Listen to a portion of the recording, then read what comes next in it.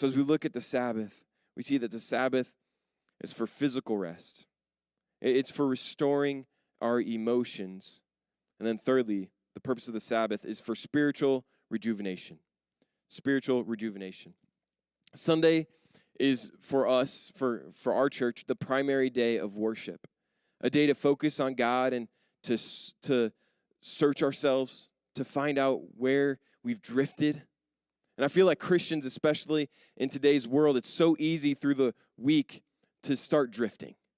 Where like Monday we might be solid, maybe Sunday afternoon we're solid because we had a good, we enjoyed the sermon, we enjoyed the worship, and we feel like on a spiritual high. And then Monday comes, and then Tuesday comes, and then Wednesday, and we're like, man, like this life is tough. We can feel ourselves drifting and drifting off course. And Sunday is a day where we can come back and recalibrate.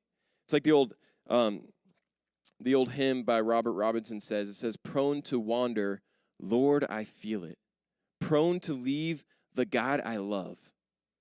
And oftentimes I feel this, where I feel like there's this, if we let our life coast, it's not coasting towards God. It's coasting away. And we can find ourselves wandering. So Christians need to have this one day a week where we spend this spiritual recalibration, a weekly reminder to adjust the path that we're on. And I've had lots of conversations, and I felt this way myself, of people when they come up to me after church and they say, I wasn't planning on coming to church today, but this was exactly what I needed. And it was like the passage you're speaking, it was like God was speaking directly to me. And that's what God does. He recalibrates us. The Holy Spirit speaks to you through his word.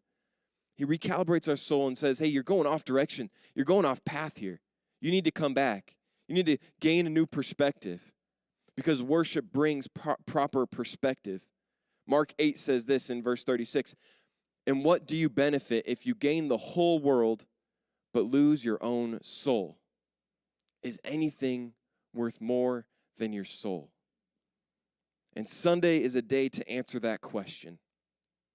Is anything worth more than my soul? What did I spend the last 7 days of my life for?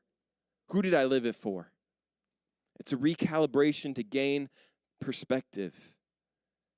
And even though this is the third point, this is by far the most important. This is the most important aspect of the Sabbath. And men, you are called to be spiritual leaders of your household, in your home. And one way, a simple way of teaching your kids to make God a priority is you make church a priority. Because what's important to you will be important to them. And church needs to start becoming a priority again in our lives. And we've seen over the last generations and the last 30 years of how church attendance has gone down and down and down because it's become less and less of a priority. Because the Sabbath doesn't really matter anymore. Because we're going, and the first thing to get kicked to the curb is church. There's a sporting event, that's okay, we just won't go to church this week. There's a recreational thing going on, that's okay, we just won't go to church this week. And we kick church so easily aside.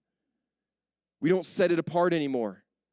We don't make it holy, we don't reserve it for God. Reserve it for this time to worship him. Church is important. The Sabbath is important. It brings spiritual healing, and it's not as a burden. It's not supposed to be a burden.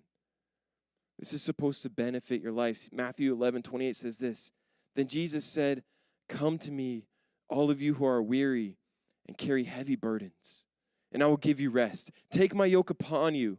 Let me teach you because I'm humbled and gentle at heart, and you will find rest for your souls. For my yoke is easy to bear, and the burden I give you is light. That's what Jesus says. He's like, hey, this life that you are living and you're living just strained the whole time, stretched as far as you can go, that's not the life you're supposed to live. My burden is light. My yoke is easy is what Jesus said. God made the Sabbath for you.